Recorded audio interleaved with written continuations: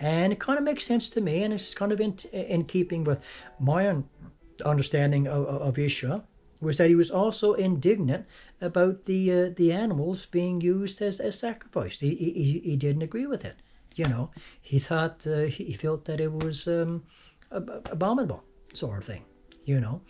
And so that was connected with that scene as well. There's not only the business part and all the rest of it, but it was all the cruelty that would obviously be involved with temple sacrifice worship sort of thing. Maybe great for the individuals performing the sacrifices and all the rest of it, but the poor animals are put through terror of the highest order before they die. Because an animal, a sheep, a goat, a calf,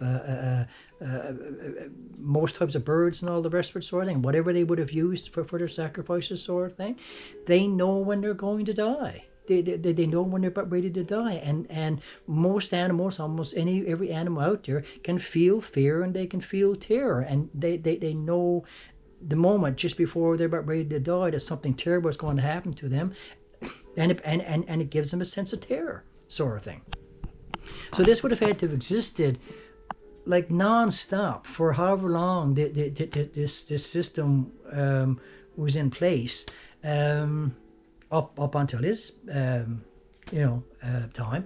And I guess like the more sensitive people out there, the more enlightened people, spiritually enlightened people, would have had to said like, this can't be of God. God could never have sanctioned this or told us to do this sort of thing, to create this much pain and misery and suffering and torture and terror toward other living creatures, And so Yeshua, being the kind of super sensitive individual that he seems to have been, I think it's highly plausible that he could have taken huge offense to that and saw it as being practically an abomination, guys. Again, I can't prove it, can I? But then again, if you want to talk about proving this and proving that, we can't even prove this incident even happened to begin with, sorting. This is just a story that's been tossed into Christian tradition that we accept, but we don't know if that ever happened, period, at all, So if you're going to say, well, Ivan, like that's just your wishful thinking or whatever sort of thing, whatever, the whole friggin' thing is possibly wishful thinking. We can't prove any of it sort of thing, So I have my understandings of Yeshua, guys, and they're not in keeping with what fundamentalist Christianity shoves down my throat. I see him as being a highly evolved spirit being, very highly evolved for his time and day and age sort of thing. Exceptionally probably highly evolved compared to almost everybody that he had to deal with in his culture and the place where he lived to and all the rest of it sort of thing. And so him reacting that way to the suffering of non-human life for religious purposes is 100% perfectly in keeping with my understanding of Yeshua anyway. So I am very, very, very, very much open to the possibility that could have happened that way and for those reasons, sort of thing, So, but we're between over the timer, guys. I gotta try to keep within that hour's time frame. I don't want to go off on too much. Okay, an hour and 14 there now. I'm gonna try to clue this up here now soon.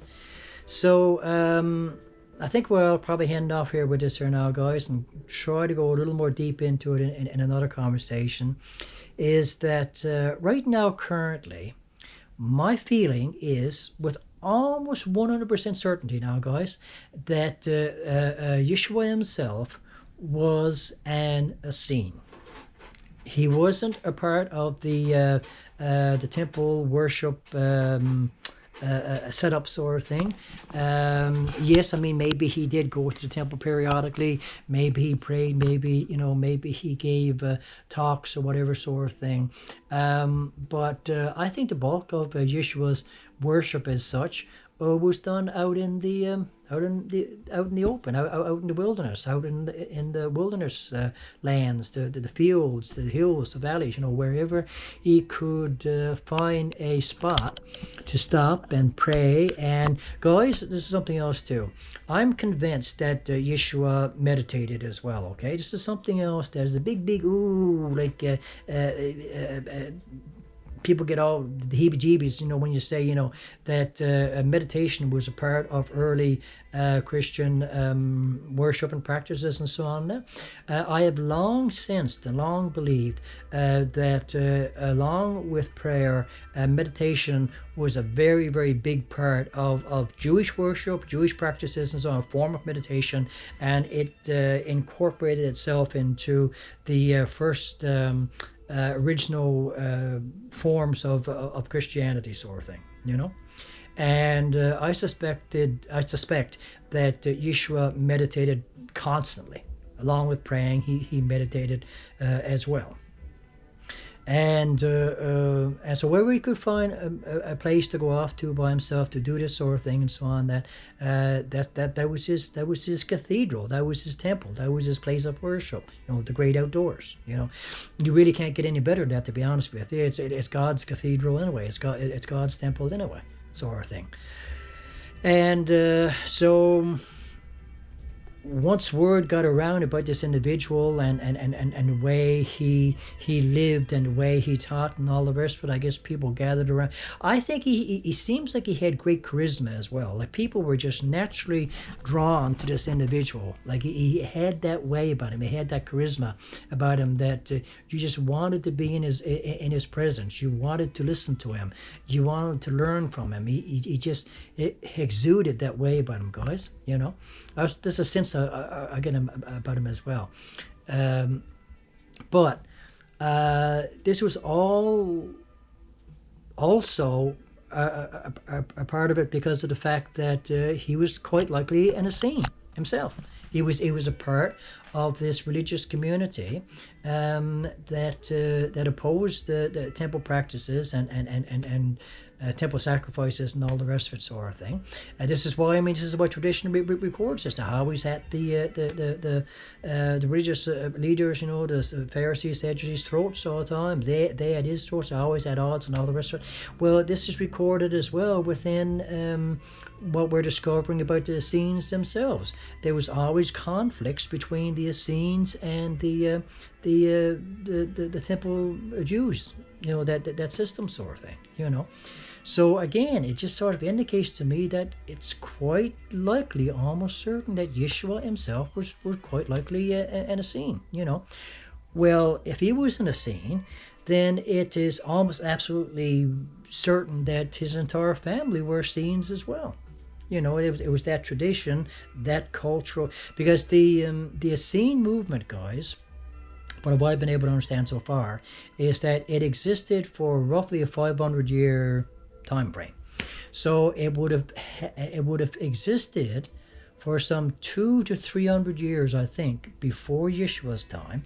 So these Essene communities would have already been pretty well established in Judea, the outskirts, the wilderness areas of Judea and so on.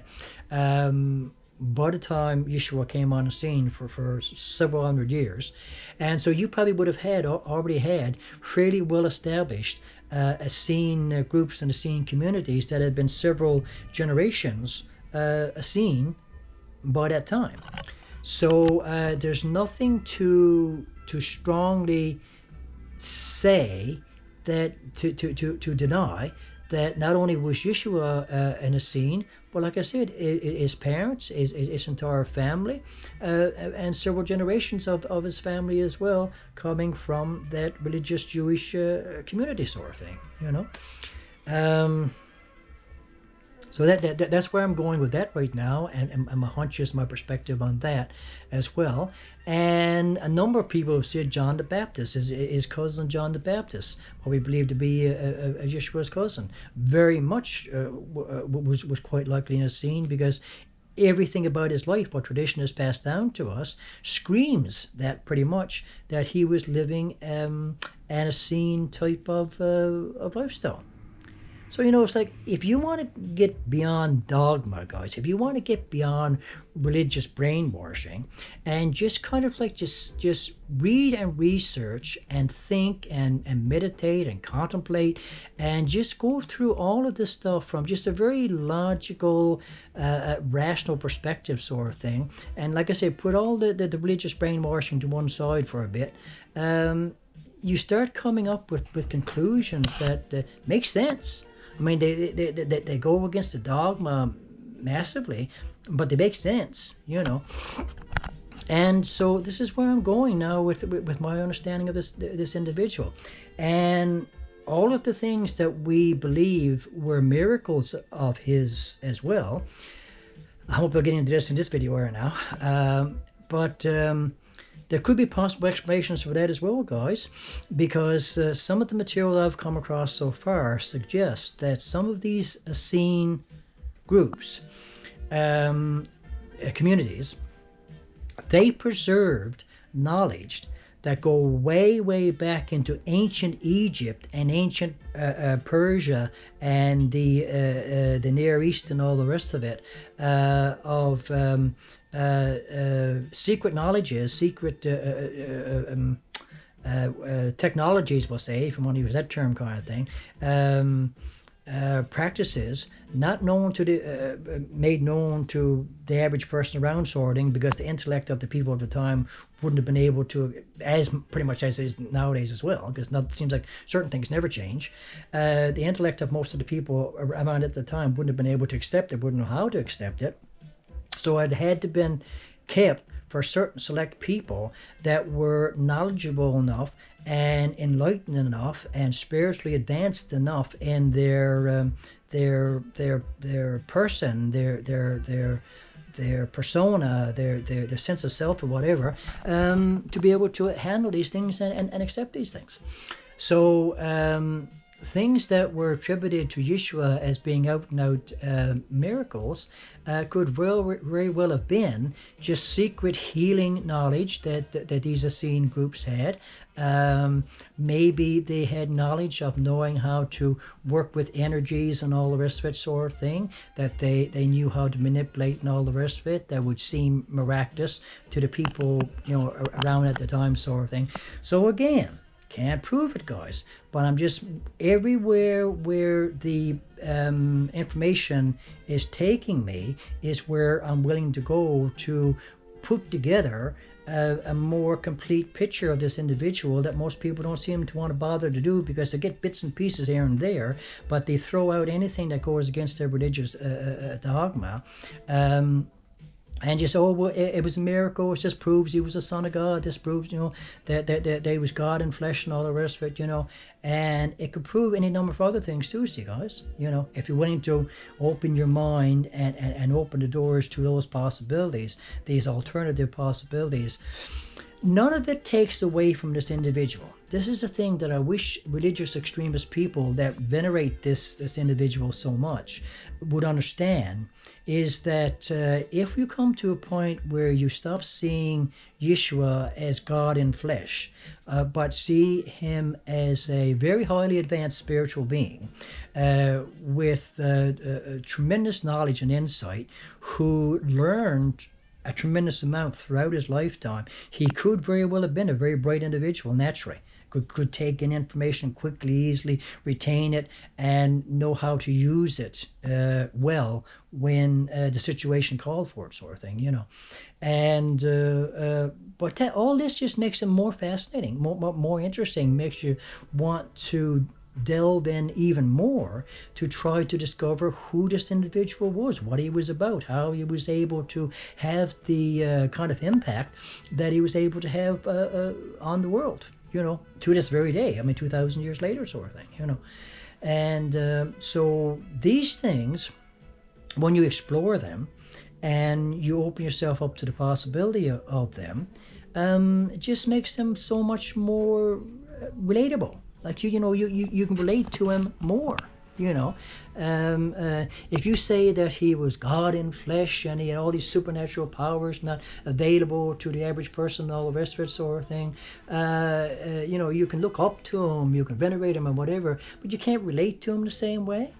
But if he was a struggling mortal man that was highly advanced and highly intelligent and all the rest of it, that went around and took in tons of knowledge, enlightenment and so on, that, you know, and he put that into practice, and he tried to impart that to those around him, so their consciousness could be heightened somewhat, sort of thing.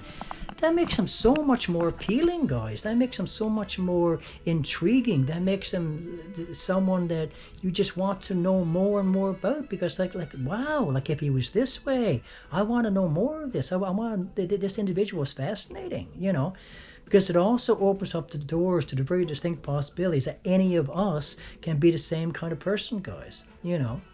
And so, I mean, I can go on and on and on about a lot of the teachings that tradition has passed down to us, that I feel, not just me, others as well, feel were terribly corrupted, terribly misunderstood, sort of thing, you know. Like him claiming to be God, for example, guys, that could very well have been nothing more than him trying to get across to the people of his day that we are all divine beings. We are all God's sparks. Okay, we all come from source, whatever source is, and we are all of source, a spark, a little flicker of whatever source is. So in that sense, we're very much children of source. And we all have this divine, eternal part of us that we can tap into and try to develop more, to be more advanced beings in this life. More evolved, more advanced, more loving, more enlightened, more knowledgeable, more caring, more giving, and all the wonderful, good, fantastic things that you know a saint would be considered as being. You know, we could all be once we tap into that divine side of ourselves, that God spark that we all are, as eternal spirit energy sort of thing, you know. And so he could have tried to relate something like that to the people of his day and age, guys. Oh my goodness, my cap is all over the place, my hair is all over the place. I won't know now until I look at the video afterwards. See, if it is, try not to be too distracted by it, guys. You know, and they just wouldn't have got it, guys. They just would not have grasped the things that he was trying to help them to understand, sort of thing.